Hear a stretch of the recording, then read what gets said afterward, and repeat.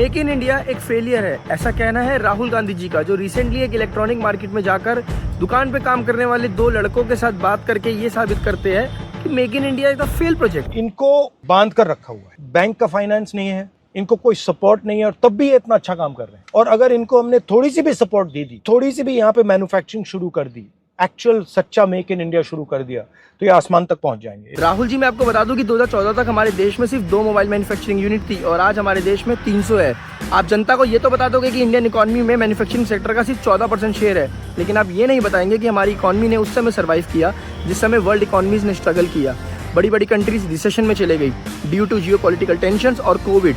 और ऐसा मेरा कहना नहीं है, यूएन की रिपोर्ट में भी ये साबित हुआ है कि इंडिया मैन्युफैक्चरिंग के डिपार्टमेंट में एक ब्राइट स्पॉट बन के उभरा है। आज इलेक्ट्रॉनिक प्रोडक्ट्स में डलने वाला मदरबोर्ड इंडिया में बनाया जा रहा है। लेनोवो ने तो कितने अपने प्रोडक्ट्स भी लॉन्च कर दिए हैं इंडियन मदरबोर्ड के साथ। एप्पल के आईफोन और आईपैड्स मैन्युफैक्चर करने वाली कंपनी फॉक्सकॉन ने अपनी मैन्युफैक्चरिंग डिपेंडेंसी चाइना से हटाकर इंडिया में शिफ्ट करने का प्लान कर दिया है विद $1.5 बिलियन।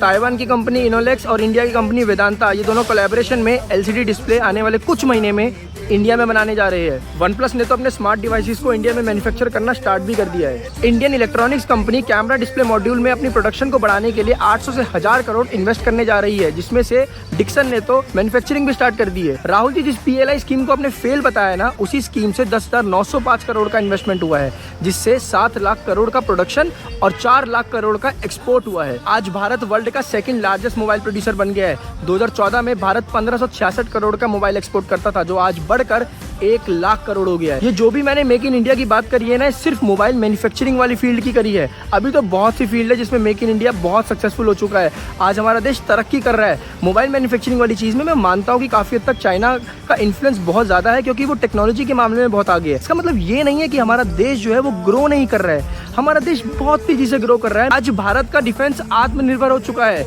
और भारत IT का हब बनता जा रहा है। कितनी कंट्रीज को IT सर्विसेज इंडिया प्रोवाइड करता है। आप लोग खुद महसूस करोगे अपने आसपास में कि आप कितना मेक इन इंडिया यूज करने लग गए हो। अगर आप टूथपेस्ट, साबुन, इन सब चीज़ों की बात करोगे, हेयर केयर, इन सब में आप इंडियन प्रोडक्ट्स को यूज कर रहे हो। अगर आप अब देखोगे तो घड़ी वगैरह हो या ईयरपोड्स हो, बोट के, नॉइस के, ये सब इंडियन प्रोडक्ट्स है। सड़कों पे देखोगे TVS, हीरो, इन सब की, बजाज की बाइकें दौड़ती है। गाड़ियों में देखो टाटा, महिंद्रा की गाड़ियों की सेल कितनी बढ़ रही है।